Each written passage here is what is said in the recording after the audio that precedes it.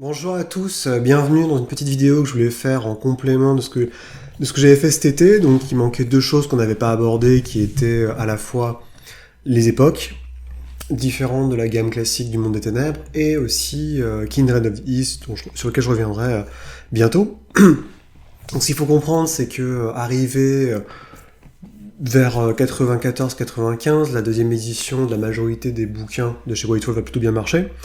Et ils vont se dire, bah, qu'est-ce qu'on pourrait faire pour un peu renouveler la chose.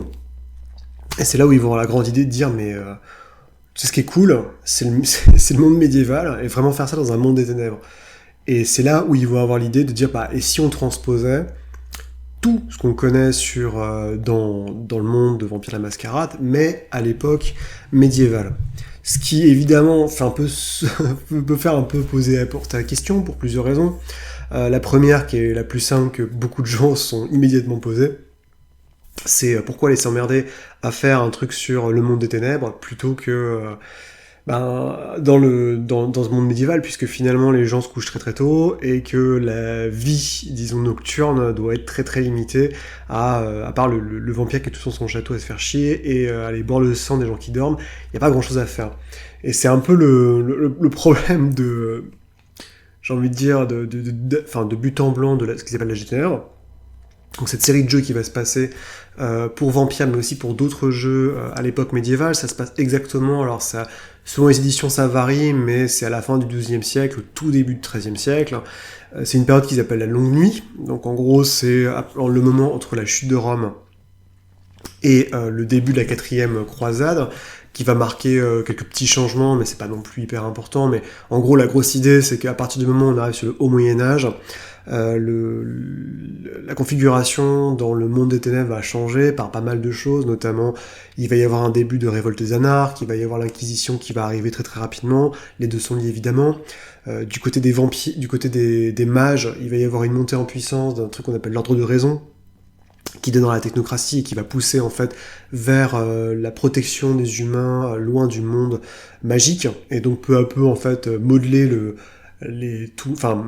paver la voie vers la Renaissance et le monde qu'on connaît, puisque l'idée toujours dans le monde des ténèbres, aussi simple ou bête qu'on puisse la trouver, c'est que les créatures surnaturelles ne dirigent pas le monde, elles l'influencent, et que donc essentiellement la majorité des événements humains qui nous arrivent sont faits par des humains, mais il y a quand même des touches qui sont faites parce qu'un vampire voulait ça, parce qu'un mage voulait ça, j'en passe et des meilleurs.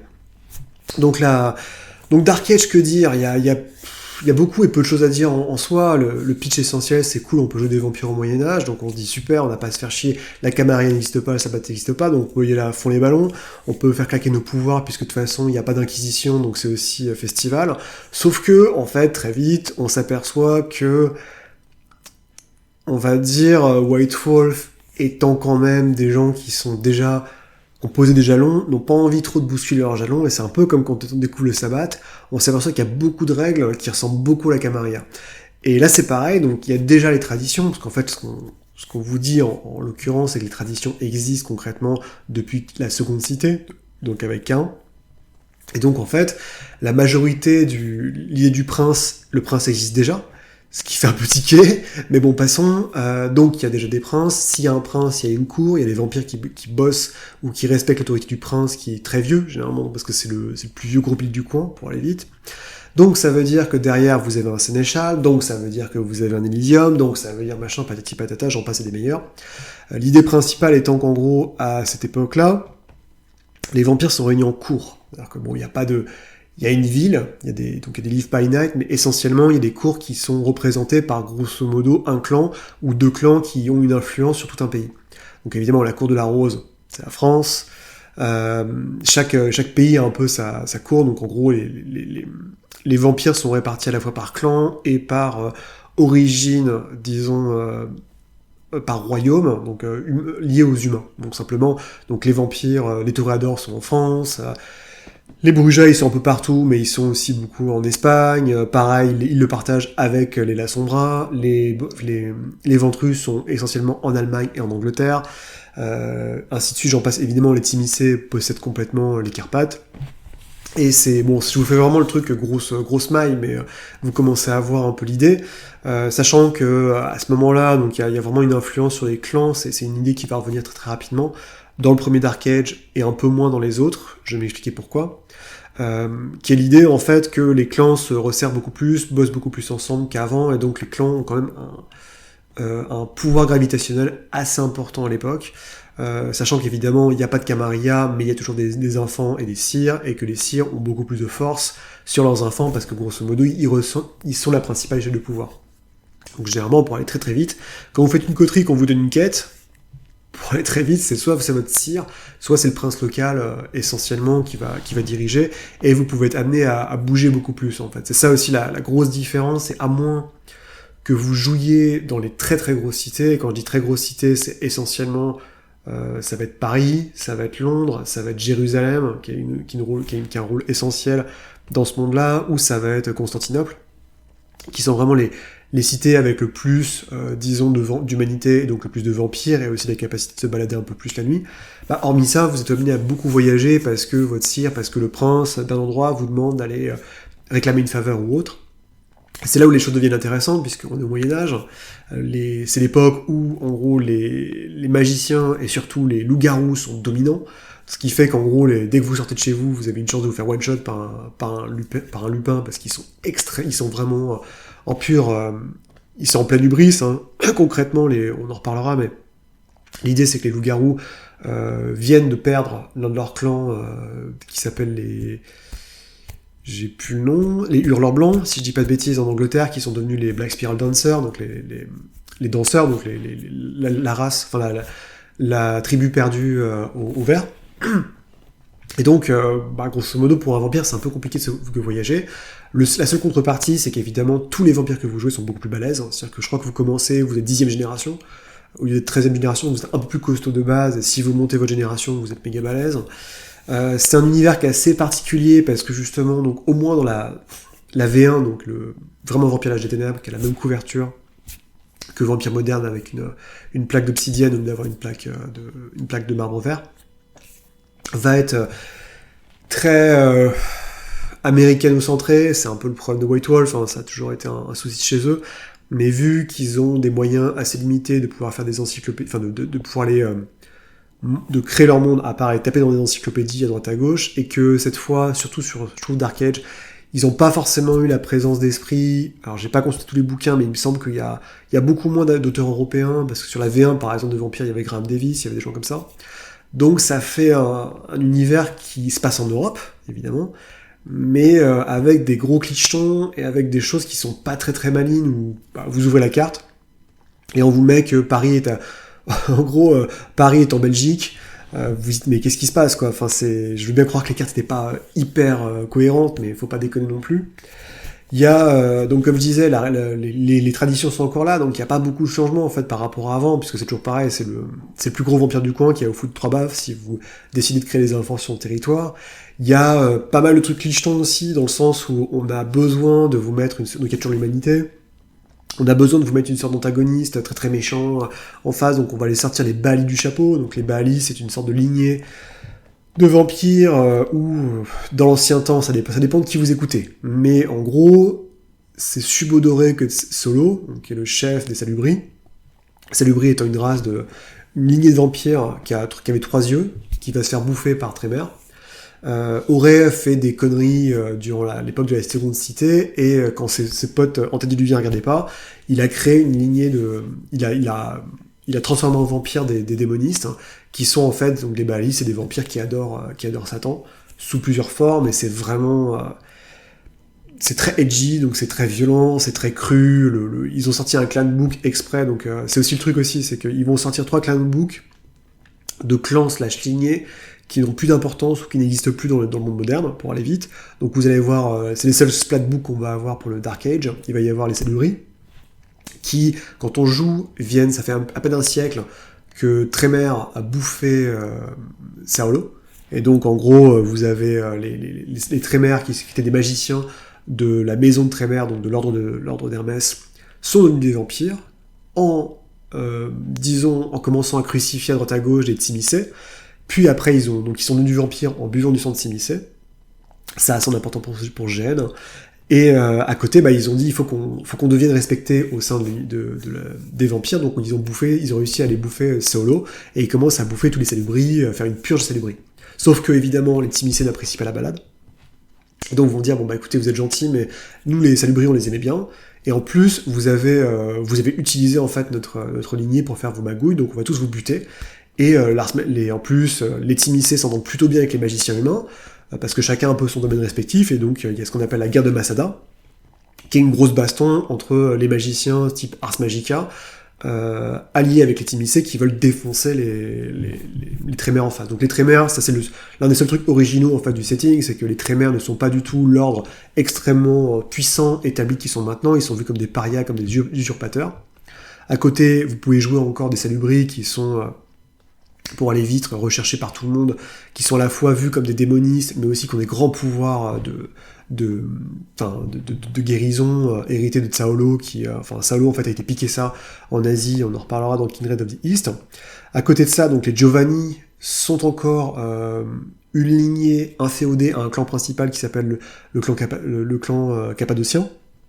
Cappadociens sont un clan de la mort dont le fondateur est obsédé par découvrir les secrets de la mort, acquérir une divinité. Ça reviendra très tard dans une série de bouquins dont je reparlerai qui s'appelle les Giovanni Chronicles.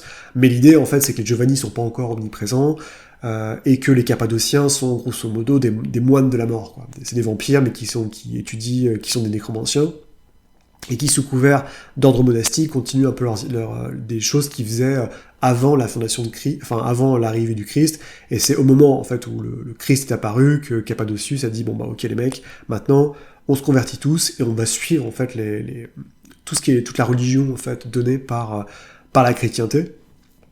Et ça va donner donc toute son historique assez marrant, il y a plein de trucs où en gros il a 2 enfants, il y en a un qui va être le bon enfant qui s'appelle Japhet, et le mauvais enfant qui s'appelle Lazarus, et en gros, quand ils vont tous se faire one-shot, bouffés par les Giovanni, il va y avoir plein d'événements assez vénères, comme le festin de folie, où en gros, Cappadocius va mettre un tiers de ses enfants dans des catacombes en Cappadoce, si je dis pas de bêtises, et il va sceller la porte en disant vous êtes impurs, et ils vont tous crever, quoi. Sauf que techniquement, ils vont pas tous crever, il y en a certains qui vont franchir le voile, donc aller dans l'Umbra, dans la terre des morts, pour revenir des siècles plus tard extrêmement vénère. Ça s'appelle les Harbinger of the Skull, donc les émissaires du crâne, qui est une lignée, comme il y en a plein dans le sabbat. Donc Japhet va finir par mourir, se faire bouffer par les Giovanni, sauf qu'en fait on s'aperçoit que l'autre, l'enfant terrible qui s'appelle Lazare, le bad boy va survivre et monter tout un méga plan pour défoncer les Giovanni. Donc ça c'est vraiment rigolo, c'est une sorte de sous-arc qu'ils vont faire sur plusieurs bouquins, et notamment les Giovanni Chronicles, mais dans le cas du Dark Age, en fait, les Cappadociens sont encore là, ils sont considérés comme un clan assez faible, et le troisième clan de book qu'on va avoir, c'est les Baali.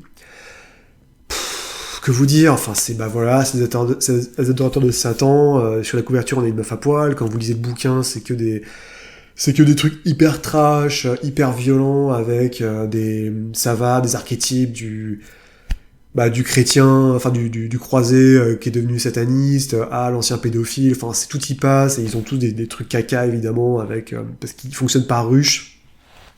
Évidemment, ils peuvent invoquer des insectes.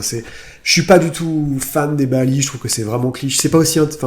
On compare au ver dans Loup-garou l'Apocalypse, on compare au Malfean dans Wraith, on compare au Défendi dans Mage. C'est vraiment naze. Moi, je trouve ça très très naze. Mais c'est un élément de scénario qui existe depuis quasiment la V1 de Vampire. Donc, je pense qu'ils sont assez attachés et ils avaient besoin d'un truc un peu clichetonneux comme ça pour dire mais regardez, on a des méchants démonistes que vous pouvez défoncer. Donc, et à part ça, que vous dire, c'est du monde médiéval, il y a des croisades, il y a des grandes quêtes, il y a plus intéressant, il y a des ordres de chevalerie, il y a des hérésies qui sont mises en place, en fait, par rapport aux hérésies chrétiennes. Donc il va y avoir un pendant de l'hérésie cathare pour les vampires, il va y avoir un pendant d'ordre de chevalerie pour les vampires, qui va être c'est peut-être le truc le plus intéressant en fait qu'il y a par rapport à Dark Age, c'est comment est-ce que toujours les vampires s'acoquinent de leur passé d'humain, et comment ils retransforment à leur sauce l'humanité, toutes les structures sociales, politiques et spirituelles qui existent au niveau de l'humanité, donc ça c'est bien. Dans ce qui est moins bien, c'est évidemment, comme je vous disais, il y a des trucs extrêmement bourrins, donc évidemment, le pape a des moines ninjas. Que vous dire, la majorité des clans sont réduits un peu à des stéréotypes, donc tous les gangrels sont des vikings, les arabes sont fourbes et cruels pour aller vite, tout est un peu, enfin bon, les gitans, les ravnos, on n'en parle même pas, et tout est un peu comme ça, quoi, c'est-à-dire que vous jouez vous jouez le troubadour, le toréador, donc comme je disais, le viking gangrel, le moine cappadocien, enfin tout est un peu de cet acabit-là, et c'est très vite fatigant, en fait, dans ce que ça essaie de faire. En plus, il faut vraiment se débrouiller en disant, bah, c'est une uchronie, parce que sinon, les gens vivent la nuit, parce que sinon, vous allez vraiment... Enfin, si vous essayez de garder un concept un peu cohérent, ça va pas survivre des siècles et des siècles. Donc, Dark Age, ouais, c'est pas... De base, je trouvais ça pas vraiment génial. Ils ont eu quelques bonnes idées, notamment, c'est qu'en fait, ils ont fait plusieurs versions. Alors qu'il y a eu l'âge des ténèbres en soi, et après, ils ont voulu faire comme Exalted, et plus tard, comme la gamme Monde des Ténèbres V2, les Chronicles of Darkness. Ils ont dit, ok, on va refaire Vampire Dark Age, ça s'appellera Dark Ages Vampire, qui sera un bouquin de base, où on peut jouer des vampires et tout.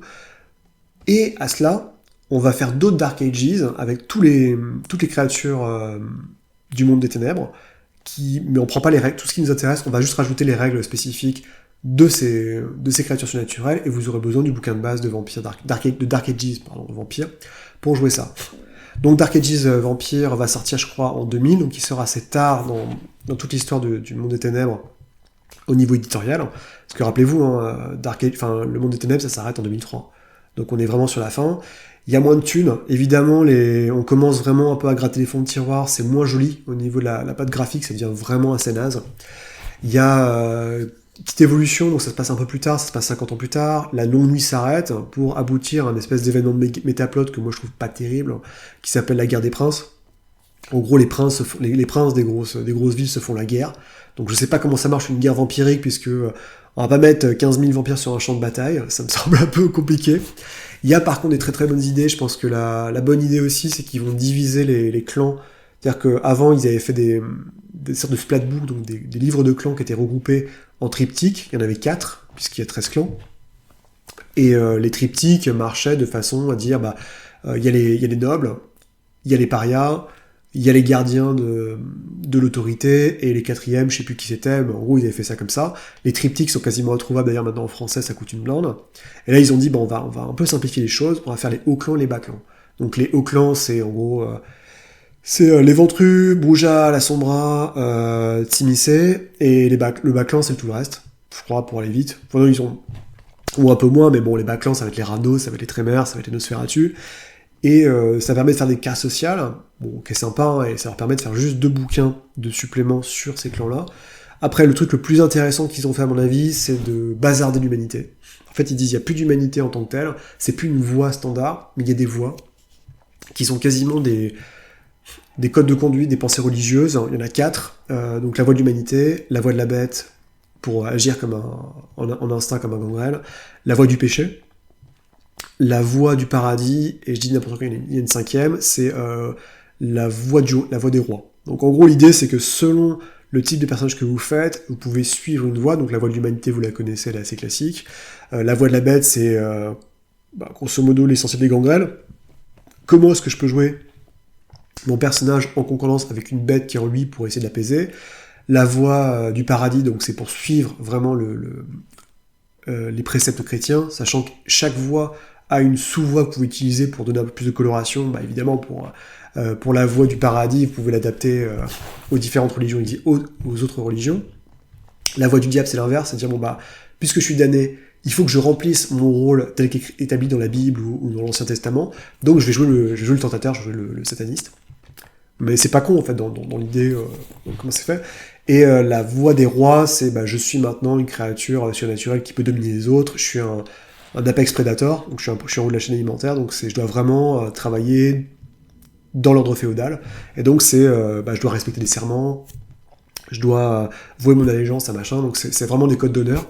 Et c'est pas con, moi je trouve que c'est vraiment la meilleure idée qu'ils ont eue dans cette V2, donc dans le Dark Age Vampire, avec à chaque fois évidemment un supplément pour faire jouer telle voix, mais je pense que c'est vraiment ça qu'il faut faire, et je pense que même quelque part Vampire la Mascarade aurait pu bénéficier de ça, plutôt que mettre juste une humanité avec des voix qui sont, où il y en a 15 000 et chaque voix, c'est, on va pas se mentir, c'est une façon d'éviter de se taper les trucs d'humanité pour justement jouer un peu son perso avec la voix qui lui permet, ah bah tiens, c'est bon, je peux tuer des mecs dans la rue, j'ai la voix du gros Bill. J'ai jamais été très très fan des voix en général, mais je trouve que pour Dark Ages ça marche très très bien. Sinon, la V2, il n'y a pas grand chose à dire, hein, comme je dis, ça commence à tirer la gueule. On sent qu'il y a moins de budget sur les dessins, il y a notamment des illustrations qui sont particulièrement dégueulasses sur certains des autres bouquins. Vampire, évidemment, ne va pas être tout seul, il va y avoir toutes les autres créatures surnaturelles qui vont exister dans la V1, elles sont brièvement mentionnées dans le livre de base. À l'exception, il y a un supplément qui est génial, qui s'appelle, pour la V1 de Dark Age, donc de l'Âge des Ténèbres, qui s'appelle Loup-Garou l'Âge des Ténèbres, qui est un de mes suppléments préférés. Pour l'acheter, je crois que il vaut 200 balles quasiment maintenant, mais il est très très bien, c'est un supplément avec Vampire, qui montre en fait comment jouer les loups-garous à l'époque du monde des ténèbres, et c'est open bar, hein, parce que grosso modo, comme je disais, le Black Spirit Dancer c'est encore loin, l'Apocalypse est encore loin, et en plus, c'est Byzance, parce qu'ils peuvent rôder, il y a des forêts partout en Europe, donc ils peuvent one-shot du vampire à tir larigot. Et le bouquin est très très bien fait, il est très bien écrit, plutôt sympa au niveau des dessins, c'est vraiment du gros bonheur. Il y a des mentions rigolotes, notamment les chats-garous féeriques, enfin il y a plein de trucs très très marrants. C'est des choses qui vont être continuées dans la V2, ou dans la V2, comme je disais, donc vous avez le bouquin de base qui est celui de Vampire, et là on dit ok, on va faire des Dark Age pour tout le monde. Donc il y a un Dark Age Mage, Dark Age Werewolf, Dark Age Fae, et Dark Age Inquisitor.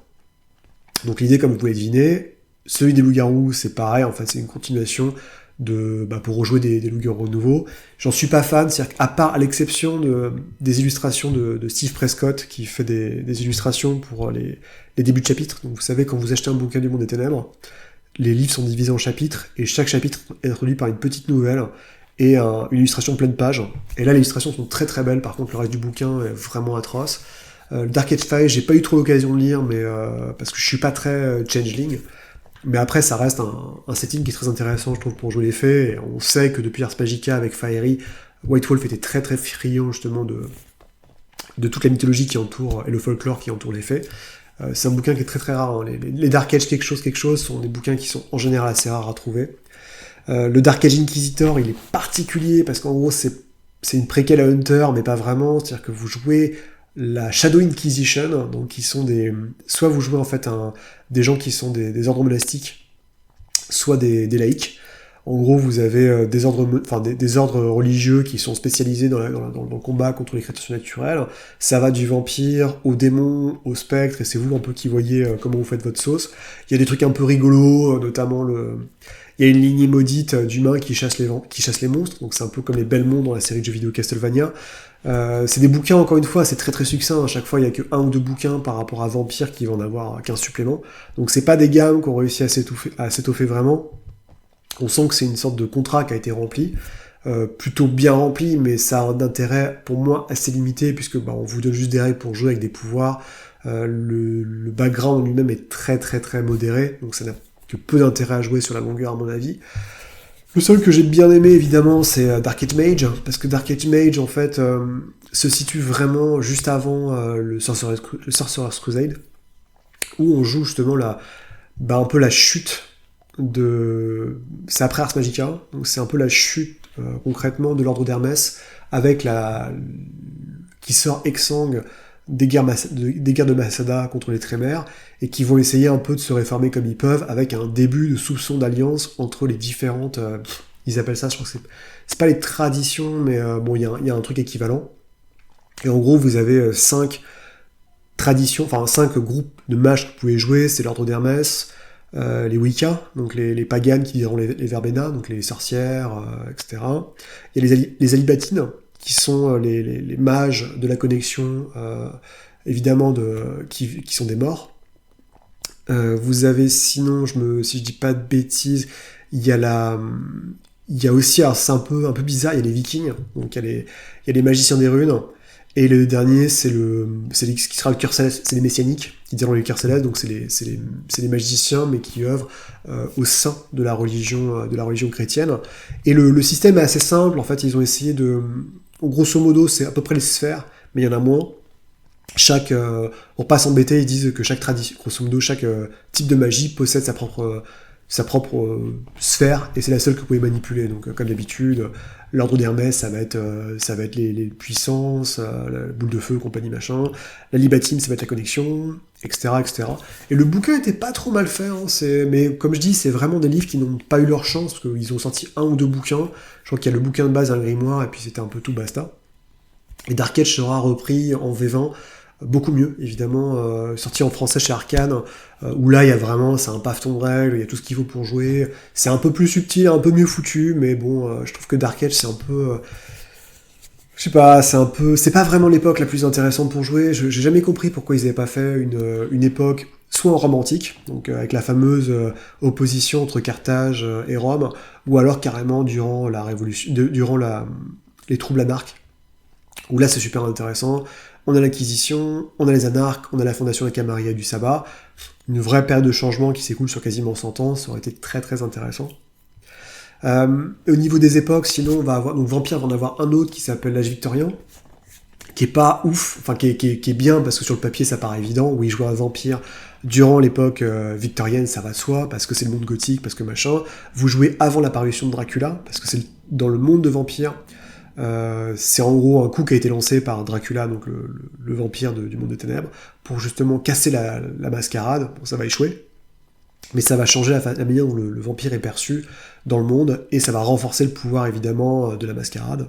Alors que là où vous jouez, donc c'est plus un hommage en fait à Cthulhu by Gaslight, avec toutes les conspirations secrètes, les sociétés secrètes, les mouvements sociaux qui vont s'opérer, mais concrètement, c'est un immense hommage à la littérature gothique, et quand vous lisez les bestiaires, par exemple, qu'on vous donne les antagonistes à la fin, ça va être le Doppelganger, ça va être Dr. Jekyll et Mr. Hyde, ça va être évidemment Jack the Ripper. Le bouquin est très très beau, il est assez chialé, puisque c'est Guy Davis qui fait l'essentiel des dessins, mais il n'est que d'un intérêt assez relatif, à mon avis. Dans la même catégorie, on peut ranger aussi celui pour Wraith. Donc pour Wraith, ils ont fait une époque différente qui s'appelle Wraith, la Grande Guerre. C'était un bouquin qui se passe juste après la Première Guerre mondiale, où en gros tous les morts qui se sont fait buter durant la Première Guerre mondiale arrivent en Stygie. Et puisque le dirigeant de Stygie a disparu, donc Charon, il y a une grande guerre entre tous les seigneurs des légions qui s'opèrent. Donc en gros, tous ceux qui sont morts d'asphyxie se battent pour une légion, tous ceux qui sont morts de mort violente se battent pour une légion, tous ceux qui sont morts patati patata. Donc il y a 5-6 grosses factions comme ça, de légions qui se foutent sur la gueule pour le contrôle de Stygie. Et en fait, c'est juste ça. C'est pas très très intéressant en soi, puisque bon, déjà la Première Guerre mondiale, c'est un sujet qui est un peu compliqué à aborder, surtout que pour quelles sont les opportunités de jeu qu'on vous donne, à part jouer un soldat dans cette espèce de monde qui évidemment est très intéressant historiquement, mais après, bon, il n'y a pas énormément d'intérêt, c'est juste... Je l'avais eu, moi, comme bouquin, alors, c'était très beau à regarder, mais je me dis, c'est complètement injouable, et ça empêche vraiment... Enfin, c'est pas ce qui est le plus intéressant dans Race, parce que Race, c'est vraiment c'est à la fois l'espèce de géographie complètement folle qu'ils ont inventée, de Stygie, du labyrinthe, de la mer des ombres, et de l'autre côté la quête personnelle du joueur, enfin du personnage, pour justement transcender. Et je voyais pas trop l'intérêt de coller Wraith sur une époque particulière. Ça n'avait pas vraiment de sens. Je sais pas s'ils l'ont fait un peu sur un coup de tête, je suis pas dans l'idée éditoriale, mais c'est un peu dommage. À côté, dans le très très bon par contre, on va avoir Sorcerer's Crusade pour mage, donc la croisade du sorcier, qui est absolument exceptionnelle, qui se passe pendant la Renaissance, et qui voit l'ascension de l'ordre de raison, sous l'impulsion des Craft Masons, donc c'est les francs-maçons en fait, pour aller vite, qui sont qui vont être les premiers à se dire durant le Moyen-Âge, qui est une cabale de magiciens durant le Moyen-Âge, qui se dit ça suffit, on peut pas supporter que un paysan, un humain, sort de chez lui, se fasse trucider par un vampire, trucider par un loup-garou, se prend une boule de feu, saignette. Il faut qu'on puisse améliorer la vie des gens normaux. Donc ils vont commencer à monter un ordre de magiciens qui est basé autour de l'amélioration du quotidien des gens, du commun, en poussant justement une rationalité, une sorte de raison. Donc ça va être ça va être la redécouverte des écrits de l'Antiquité, ça va être les humanités, les mathématiques, la philosophie, et aussi toute l'exploration du monde. Et c'est là où c'est très intéressant, c'est que donc ce jeu vous propose d'incarner soit les proto-traditions qui commencent à se former aussi, en gros, donc les traditions qui vont être, vous les connaissez, vous les aimez, l'ordre d'Hermès, les verbena, ce qui s'appelle la vieille foi, donc en gros c'est les filles nues qui courent avec des faucilles à la main pour vous égorger. Alors c'est pas je crois que c'est les Euthanatos, mais c'est pas encore les Euthanatos, donc c'est en gros c'est une secte indienne qui vient vous filer un coup de main, qui sont des mages de mort. Vous avez une autre secte indienne qui arrive pour vous filer un coup de main, qui sont en fait qui contrôlent le temps. Il y a sinon, si je dis pas de bêtises, donc il y a le cœur messianique qui est toujours là évidemment. Et il y a des spirit talkers aussi qui sont... Enfin, je crois que justement, c'est assez bizarre, c'est que les spirit talkers, donc les gens qui parlent, les onirologues, les chamans, sont présents dans la version de Dark Age, de Mage, mais là, ils sont pas là parce qu'on part du principe qu'ils sont attachés, ils sont liés plus ou moins à une tradition amérindienne, donc on n'y est pas encore. Et face à eux, en fait, c'est une partie des mages que vous pouvez jouer. Et l'autre partie, dans le bouquin de base, on vous propose simplement de jouer les membres de l'ordre de raison, qui vont être, donc, comme je disais, les craft masons, donc les maçons, les bâtisseurs. Vous pouvez jouer les explorateurs, donc c'est très rigolo, c'est les futurs ingénieurs du vide, c'est-à-dire que vous baladez dans le monde. Il y a les futurs... il y a aussi les futures en fait, branches de la technocratie, avec les grands argentiers, et les solficati, qui sont... si je dis pas de bêtises, alors je dis peut-être des conneries, hein, mais les solficati qui sont des assassins, en fait de l'ordre de raison, qui vont en fait prendre le pouvoir, assassiner les craft masons et transformer en fait l'ordre de raison qui était plutôt positif en technocratie, qui devient hyper sclérosé, qui va devenir en fait l'antagoniste principal de Mage.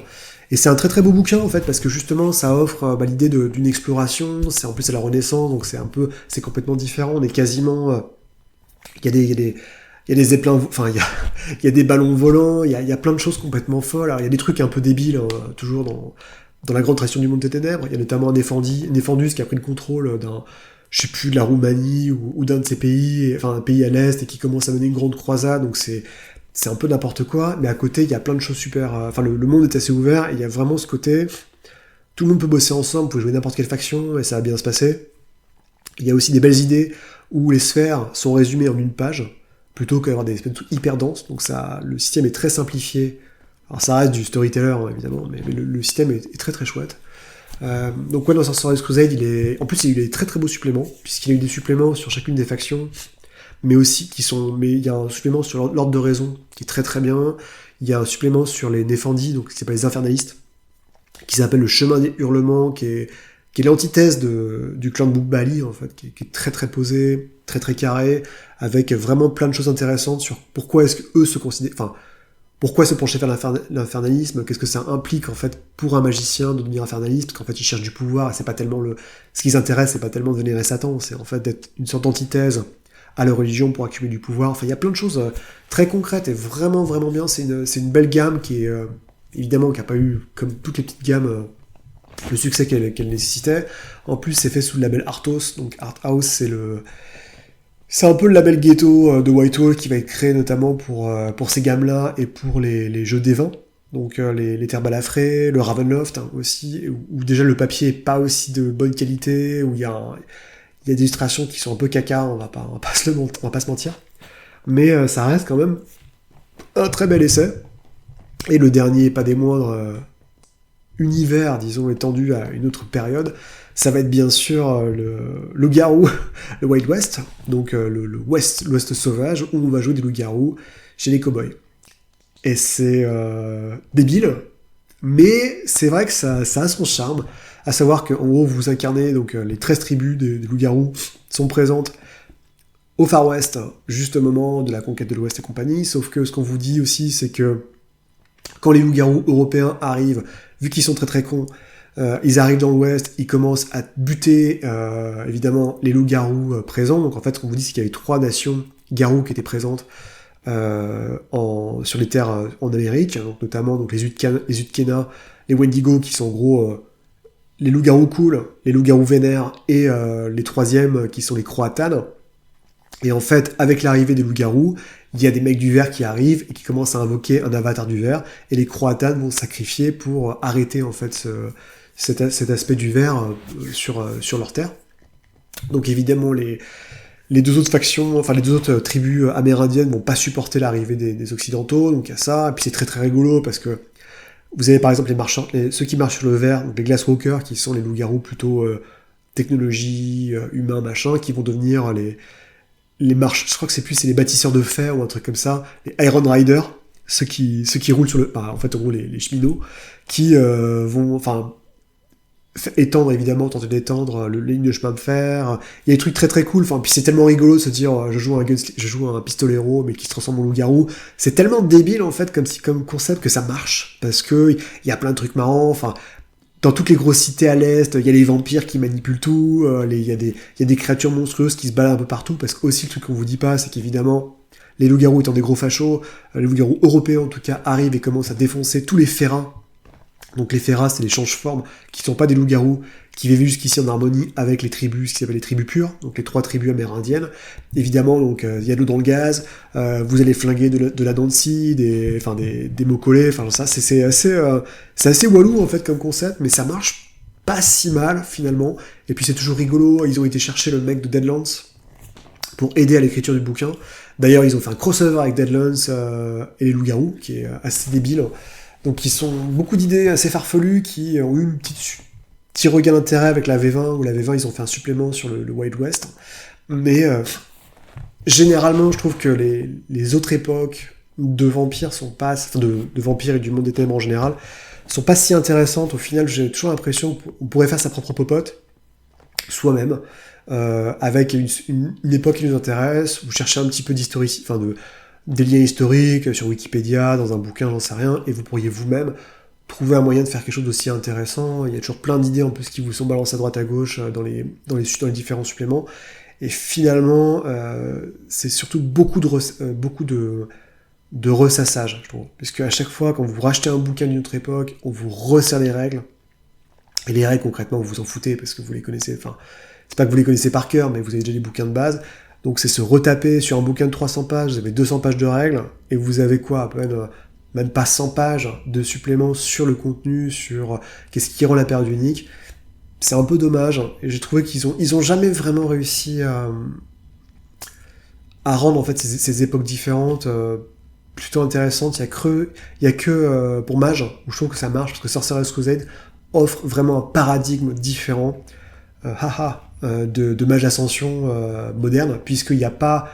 La guerre d'Ascension n'a pas encore vraiment commencé, enfin, elle débute tout juste, il n'y a pas les mêmes factions, alors que Vampire, c'est essentiellement la même chose, et c'est encore pire, parce que c'est hyper stéréotypé, avec, comme je disais, les Ravnos, les Arabes fourbes et cruels, les gangrels vikings et tout, enfin, c'est... Bref, c'est pas génial.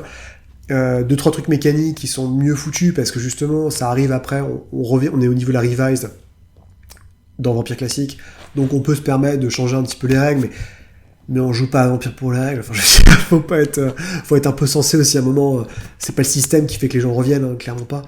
Donc tout ça, c'est un peu, ça rend, je trouve, les autres époques pas si intéressant, et c'est un peu dommage d'avoir cette conclusion un peu en autre boudin, mais c'est vrai que c'est toujours, on se dit, je pense que le pitch est très fort, c'est-à-dire que les mecs sont arrivés autour de la table, ils ont dit, et si on prenait les vampires, on les mettait au Moyen-Âge, et si on prenait les loups-garous, et on en faisait des cow-boys, et l'idée, elle est géniale, mais après, il y a l'exécution, et l'exécution en général, elle est pas géniale du tout, puisque c'est beaucoup de ressachage, en plus, quand c'est pas américain, les gars, ils ont l'air de tâtonner dans ce qu'ils font, donc on se retrouve évidemment avec du gros cliché violent. Il y a des très beaux trucs, hein, le Lilia les By Night de médiévaux, par exemple, sur Constantinople, sur Jérusalem et sur la Transylvanie sont très très bien. Mais c'est 3 suppléments sur des gammes entières avec, encore une fois, plein de disciplines, plein de lignes et caca dont on ne sait pas quoi faire. Ce qui est un peu dommage et a tendance un peu à rendre l'expérience un peu amère. En tout cas, aujourd'hui, ce qui est bien, c'est que vous avez l'essentiel des PDF qui sont disponibles juste à l'achat sur DriveThruRPG, puisque DriveThruRPG appartient à l'un des fondateurs de White Wolf. Donc vous pouvez très facilement retrouver ces bouquins juste pour les suppléments qui sont bien, pour vous inspirer, faire votre popote, et ça, c'est déjà pas mal. En français, hélas, on n'a jamais eu ça, puisque Hexagonal est mort, et je crois pas qu'on puisse racheter des bouquins de vampires, les vieux trucs, les vieux suppléments, donc La seule option qui vous reste, c'est de les trouver en physique, et ça vaut vraiment une blinde, ce que je trouve assez naze, puisque c'est vraiment des bouquins qui mériteraient d'être découverts individuellement, plutôt que des espèces de méga pavetons de règles de V20, ou des choses que vous paierez à Rubition sur les trucs d'occasion. En tout cas, voilà, j'espère que ça vous a plu, c'était un peu le panachage sur les époques du monde des ténèbres, qui était... pour lequel je n'ai pas tellement d'attachement, mais c'était assez rigolo à lire en tout cas. Et voilà, il me reste plus qu'à vous souhaiter des bonnes vacances de Noël, et puis à la prochaine. Allez, salut!